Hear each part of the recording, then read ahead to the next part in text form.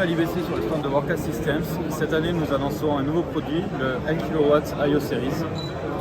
Nouvel émetteur, puissant 5 kW, aussi disponible en version 600 watts, sur lequel on a beaucoup travaillé sur la partie maintenance, notamment avec une alimentation extractive depuis la face avant, ainsi qu'un ventilateur remplaçable à chaud, la partie alimentation, la partie ventilateur avec un filtre, puis ensuite 4 vis pour le dévisser et le changer. En plus de ça, nouvelle nouveauté sur cet émetteur, je vais laisser tourner un petit peu.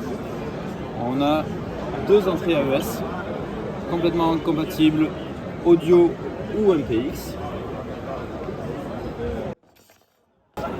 Deux entrées AES, une entrée analogique audio, deux entrées MPX et deux ports Ethernet afin de pouvoir avoir un codec IP intégré directement. Au niveau de l'intérieur, on a grandement simplifié l'émetteur afin d'améliorer au maximum la fiabilité, notamment en retirant tous les câbles, hormis les câbles d'alimentation qui sont ici. Tous les autres ont été supprimés pour éviter toute panne potentielle. La partie RF a été complètement revue, basée sur le 3 kW, 5 kW, 10 kW, donc des modules d'amplification MOSFET, ainsi de suite, qui ont été testés longuement sur le terrain, avec plus de 5 ans d'ancienneté sur la marque. Et un tout nouveau design, avec une seule carte mère, sur laquelle est intégré le modulateur, ici, et toute la partie communication, intelligence et contrôle, sur la nouvelle carte mère, une carte fille. Les entrées audio sont les mêmes qu'avant, donc interopérables avec les anciens émetteurs, et on a toujours l'option Surge Protector qui vient se positionner ici. En logiciel, on a deux nouvelles options avec le codec IP APT, l'APT IP codec mis en version software, ainsi que le full RDS, c'est l'audimat RDS encodeur qui a été intégré directement en logiciel. Et maintenant, je peux vous montrer l'interface web.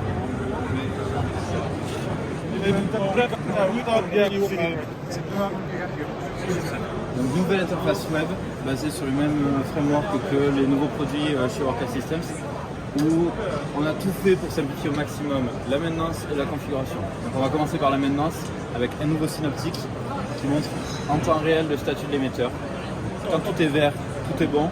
Dès qu'il y a un élément qui passe en rouge ou en orange, ça veut dire qu'il y a un problème, et juste en passant la souris dessus, on va avoir un pop-up qui indique les alarmes. Maintenant, si on clique sur les éléments, on va aller directement dans la partie correspondante, à savoir ici pour l'amplificateur, avec toutes les mesures, les alarmes, les alimentations et aussi toute la surveillance globale de l'émetteur, le rendement, les températures, la pression et les tensions globales.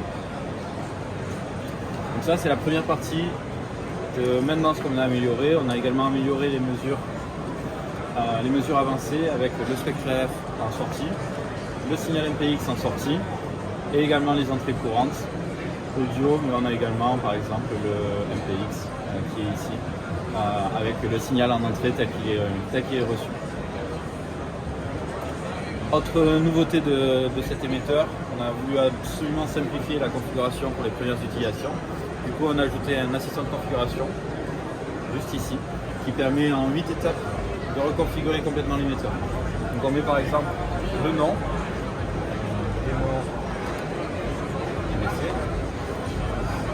puis on choisit les entrées avec des petites astuces pour voir quelle entrée a besoin d'être configurée sur l'émetteur. Et directement, lorsque c'est vert, on voit qu'il y a du signal. Donc, par exemple, maintenant, je peux me mettre sur le MPX1, ça va être celui-là, et je sais que j'ai du signal dessus. Je peux également configurer le premier backup.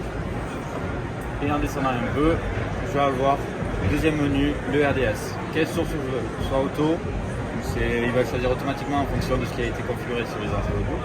Interne, je vais utiliser le codeur RDS interne, ou alors une source MPX, soit numérique, soit analogique. Ensuite, on va choisir la modulation, est-ce qu'on est en stéréo, mono gauche, mono droit, et la déviation totale. Puis, le traitement de son, est-ce qu'il est activé ou désactivé, et lorsqu'il est activé, quel traitement de son on veut utiliser, soit large bande, soit 5 bandes, avec les différents presets qui sont définis par défaut.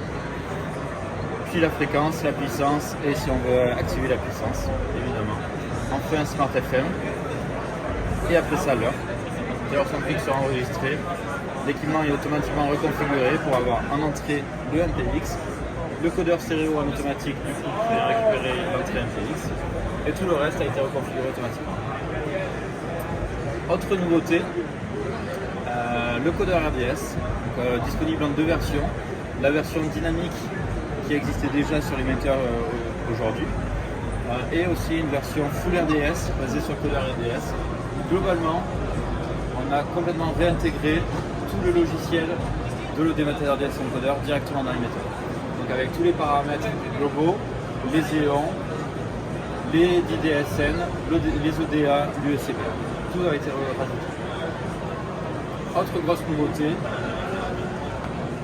au niveau des entrées, voilà grandir un peu, où on va avoir la liste de toutes les entrées AES, deux entrées, un audio ou un MPX numérique, l'entrée analogique, l'entrée MPX 1 et 2, le secours audio avec un fichier sur une carte SD qu'on peut venir jouer en tant que backup, et enfin le décodeur IP, tout ça offert d'APT, intégré dans l'émetteur avec SureStream, la technologie pour la redondance des flux. Autre fonctionnalité qui existait déjà dans la gamme et qu'on a récupéré, le traitement de son. Le traitement de son 5 bandes qui a été légèrement optimisé à partir du nouveau matériel. Et enfin, Smart FM, la technologie qui permet de réduire jusqu'à 40% la consommation de l'émetteur. Merci. Avec plaisir.